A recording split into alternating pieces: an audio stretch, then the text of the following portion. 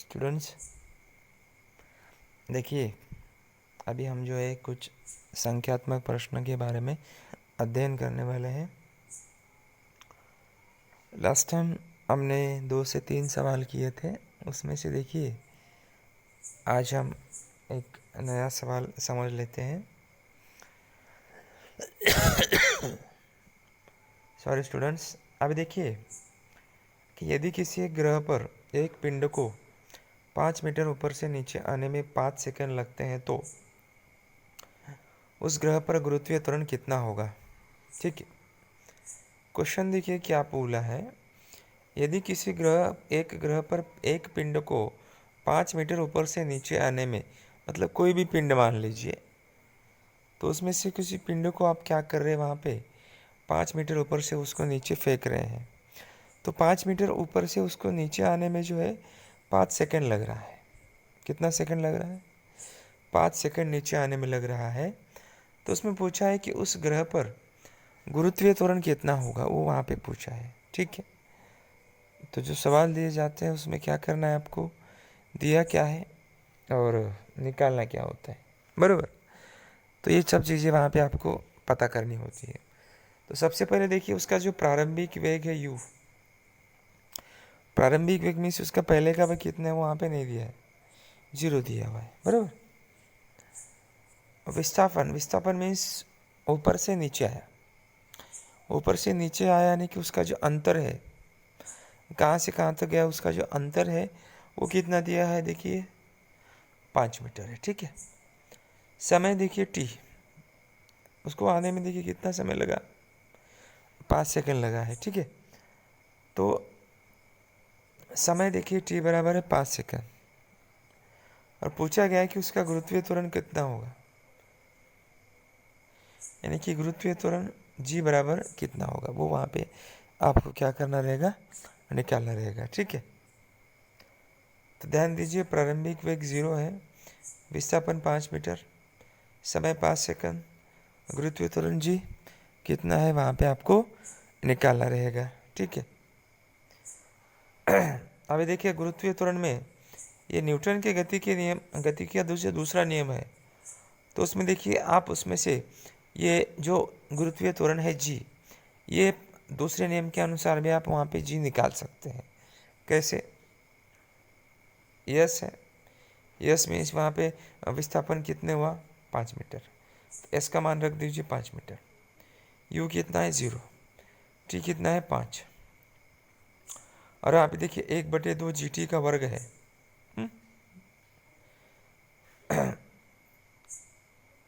1/2 का 2 रह जाएगा, जी का जी रह जाएगा,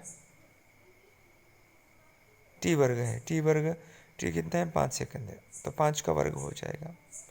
यहाँ पे देखिए 5 का 5, 0 गुना 5, 5 0 0 हो जाएगा, उसका कोई मतलब नहीं रहेगा। जब गुना करेगा तो क्या आएगा, 0 आएगा। तो यहाँ पे प्लस का प्लस 1/2 जी, यहाँ का जी रहेगा, और यहाँ पे जी का क्या, 5 का क्या हो जाएगा, वर्ग हो जाएगा, तो 5 का वर्ग, 5 बराबर देखिए g/2, क्योंकि जी का 1 के साथ में गुना करेंगे तो g/2 हो जाएगा। तो 5 का वर्ग देखिए यहाँ पे 5 का वर्ग,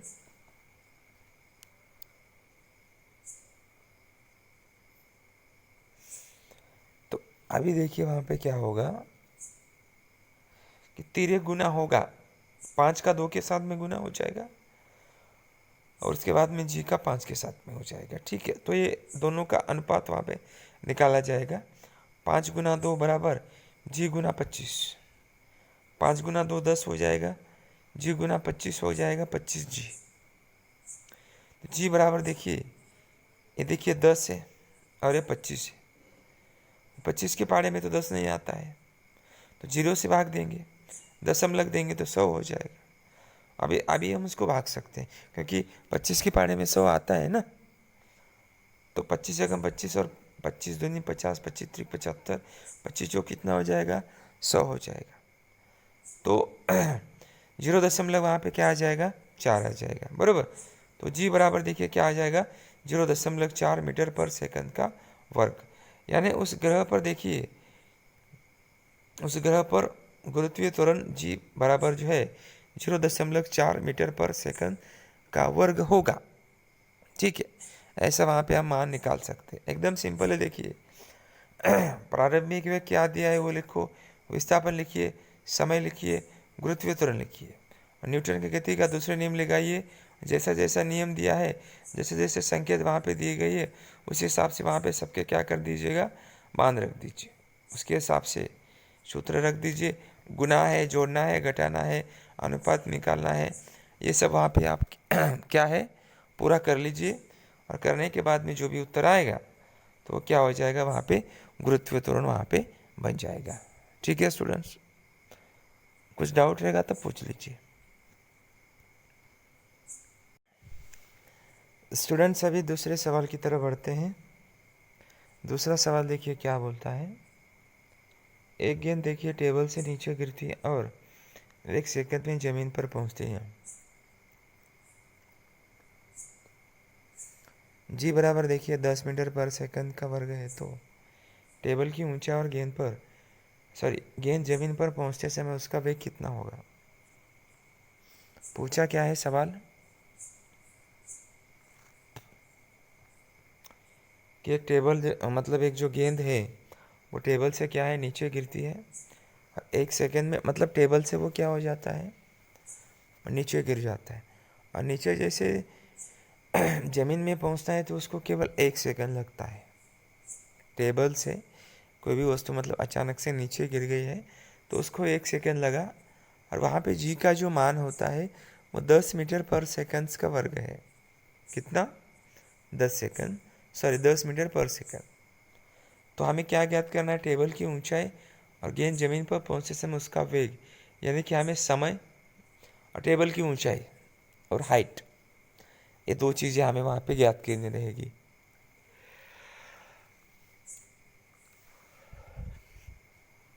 तो देखिए वहाँ पे गेंद नीचे आने का समय t है, t बराबर 1 सेकंड है। जो मान दिया है वो आप वहाँ पे लिखना पड़ेगा ना, जो दिया है उसको लिखिए। प्रारंभ और जी का मान देखिए 10 मीटर पर सेकंड का वर्ग। प्रारंभिक वेग u वहाँ पर 0 है। विस्थापन और ऊंचाई यानी कि h निकालना रहेगा। अंतिम वेग क्या रहेगा, v, क्योंकि अंतिम वेग तो ये उसका वेग कितना होगा वो पूछा है ना, तो उसका अंतिम वेग में सबसे लास्ट वाला वेग, लास्ट वेग कौन सा होगा वो हमें वहाँ पे ज्ञात करना पड़ेगा। ठीक है, तो देखते हैं हल किया गया है। अभी इसमें देखिए सबसे पहला तो आपको क्या करना रहेगा, ऊंचाई ज्ञात करना है। अब ऊंचाई ज्ञात करना है तो हमने सीखा था न्यूटन का दूसरा नियम।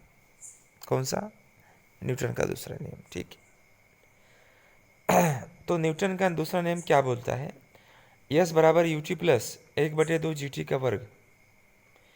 एस बराबर देखिए 0 × 1, ठीक है, टी बराबर 1 है, प्लस 1/2 जी देखिए 10 है, और टी बराबर कितना है, 1 है। ठीक है, यस बराबर 1/2 10 है, 2 से 10 को भाग देंगे तो कितना आ जाएगा, 5 आ जाएगा, क्योंकि 1 का वर्ग 1, 10 × 1 = 10। तो यस बराबर यानी कि 5 मीटर हो गए, यानी कि टेबल की ऊंचाई वहाँ पे लगभग वो 5 मीटर ऊपर से गिरा है। उसमें क्या पूछा है आपको, टेबल की हाइट पूछा है ना, तो टेबल की हाइट पूछा है तो वहाँ पे टेबल की ऊंचाई मतलब वहाँ पे 5 मीटर। तो ऊपर से नीचे जब भी आया है तो वो टेबल की ऊंचाई वहाँ पे 5 मीटर होगी। ठीक है, ये बोला है।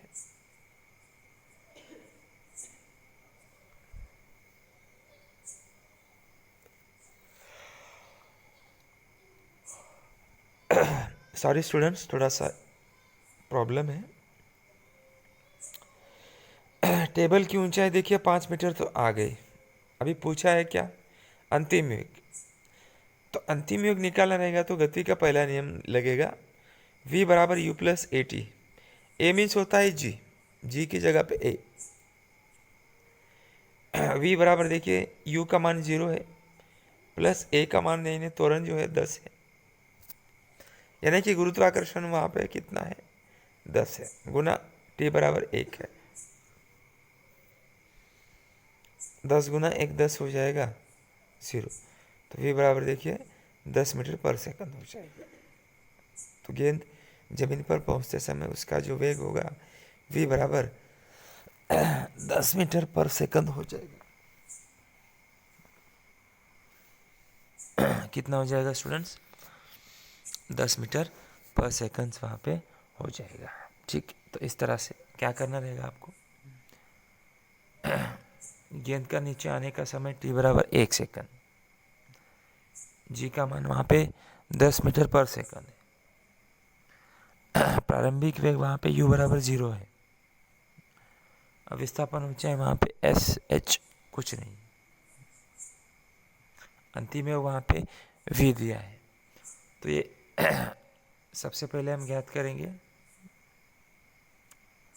विस्थापन और ऊंचाई। तो विस्थापन के लिए दूसरा नियम लगेगा, एस बराबर U T plus 1/2 G T का वर्ग, एस बराबर 0 गुना 1 प्लस 1/2 10 गुना 1 का वर्ग, 1 का वर्ग 1, 10 गुना 1 10 हो जाएगा।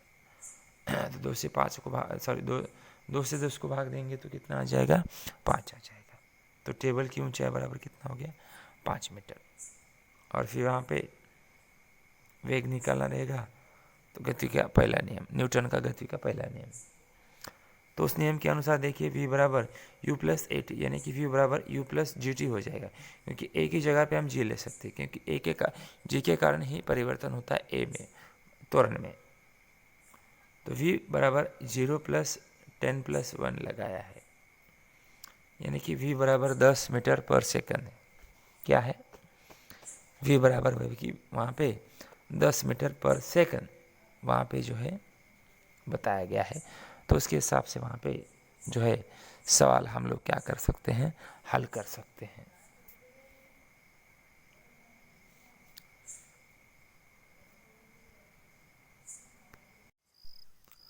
स्टूडेंट्स, अभी हम जो है अगले सवाल की तरफ बढ़ते हैं। अगला सवाल क्या बोलता है, देखिए, किसी पिंड का द्रव्यमान और पृथ्वी का भार क्रमशः 5 किलोग्राम और 49 न्यूटन है।